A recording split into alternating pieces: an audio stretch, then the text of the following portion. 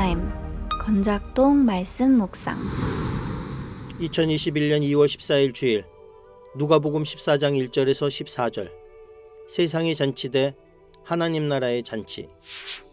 안식일에 예수께서 한 바리새인 지도자의 집에 떡 잡수시러 들어가시니 그들이 엿보고 있더라. 주의 앞에 수정병 든 한 사람이 있는지라.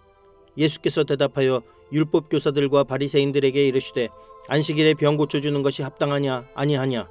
그들이 잠잠하거늘 예수께서 그 사람을 데려다가 고쳐 보내시고 또 그들에게 이르시되 너희 중에 누가 그 아들이나 소가 우물에 빠졌으면 안식일에라도 곧 끌어내지 않겠느냐 하시니 그들이 이에 대하여 대답하지 못하니라.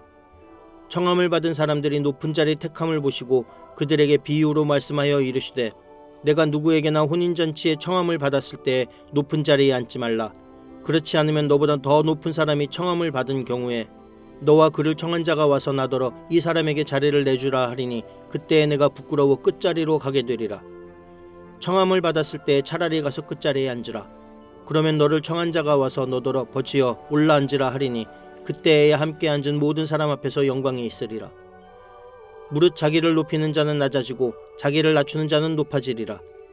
또 자기를 청한 자에게 이르시되 내가 점심이나 저녁이나 베풀거든 벗이나 형제나 친척이나 부한 이웃을 청하지 말라. 두렵건대 그 사람들이 너를 도로 청하여 내게 갚음이 될까 하노라. 잔치를 베풀거든 차라리 가난한 자들과 몸 불편한 자들과 저는 자들과 맹인들을 청하라. 그리하면 그들이 갚을 것이 없으므로 내게 복이 되리니 이는 의인들이 부활 시에 내가 갚음을 받겠음이라 하시더라. 안녕하세요. 강북제일교회 이상대 목사입니다. 2월 14일 주일 매일 성경 큐티 부분은 누가복음 14장 1절에서 14절까지 말씀입니다. 어제 말씀 13장 29절에서 하나님 나라의 잔치에 참여하는 얘기를 해주셨고요. 13장 30절에서는 나중된 자가 먼저 되고 먼저 된 자가 나중된다는 세상 질서의 전복을 말씀하셨습니다. 누가복음 14장은 그 말씀의 확대 적용편이라 할 수 있습니다. 예수님이 잔치집에 초청받아 가셔서 세상 나라의 잔치를 통해 하나님 나라의 잔치를 알려주시는 말씀들입니다. 먼저 1절에서 6절까지는 예수님이 한 바리새인 지도자의 잔치에 초청받아 가셔서 일어난 일입니다. 그 잔치 중에 예수님은 수정병 든 한 사람을 고쳐주십니다. 그런데 그날은 13장에서와 마찬가지로 안식일이었습니다. 그러므로 이 사건은 13장과 같이 안식일에 예수님께서 진정한 안식을 주시는 사건으로 기본적으로 이해할 수 있습니다. 그런데 오늘 본문과 13장과의 차이는 바로 장소의 차이입니다. 13장에서는 회당에서 고쳐주셨다면 오늘 본문에서는 한 잔치집에서 고쳐주셨습니다. 예수님은 수정병으로 인해 세상 잔치를 제대로 누리지 못하던 그 사람을 고쳐주시며 하나님 나라의 잔치를 경험하게 해주십니다. 마가복음 3장 6절에 보면요, 예수님이 안식일에 한편 손마른 사람을 고쳐주신 일 때문에 바리새인들이 헤롯 왕과 함께 어떻게 예수를 죽일까 의논하는 장면이 나옵니다. 그렇기 때문에 안식일에 병자를 치유하는 것은 예수님께는 이런 의미를 또 이런 부담을 지우는 일이었던 것입니다. 예수님은 그를 낫게 해주시면서 자신은 죽음의 자리로 들어가시는 그런 일을 기꺼이 감당하셨습니다.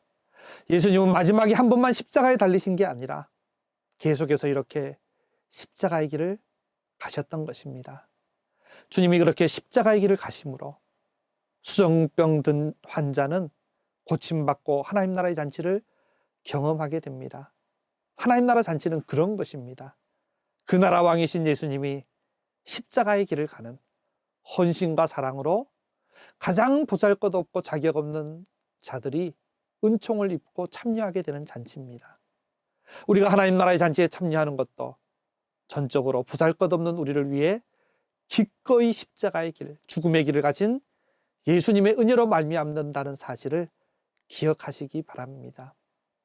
그리고 7절에서 11절까지는 그 잔치에 청함을 받은 사람들의 모습을 보고 하나님 나라의 잔치에 대해 설명한 말씀이고 12절에서 14절까지는 그 잔치에 예수님을 청한 사람에게 하나님 나라의 잔치에 대해 설명해 주신 내용입니다. 청함을 받은 자들이 높은 자리에 앉으려는 것을 보고서는 끝자리를 택하지 말라고 하십니다. 그러면서 자기를 높이는 자는 낮아지고 자기를 낮추는 자는 높아진다는 질서의 역전에 대한 말씀을 주십니다. 하나님 나라의 잔치는 세상과 거꾸로 가는 잔치임을 보여주십니다. 그리고 자신을 청한 자에게는 잔치를 하려거든 갚을 능력이 있는 벗이나 형제나 친척이나 부한 이웃을 하지 말고 정말 갚을 능력 없는 가난한 자들, 몸 불편한 자들, 저는 자들, 맹인들, 그런 자들을 청하라고 하십니다.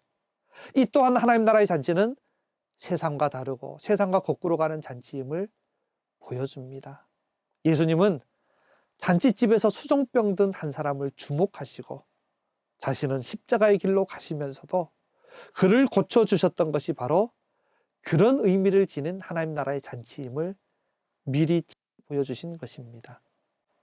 그래서 그 모든 것을 본 함께 앉았던 옆에 한 사람의 반응이 15절에 나오는데요.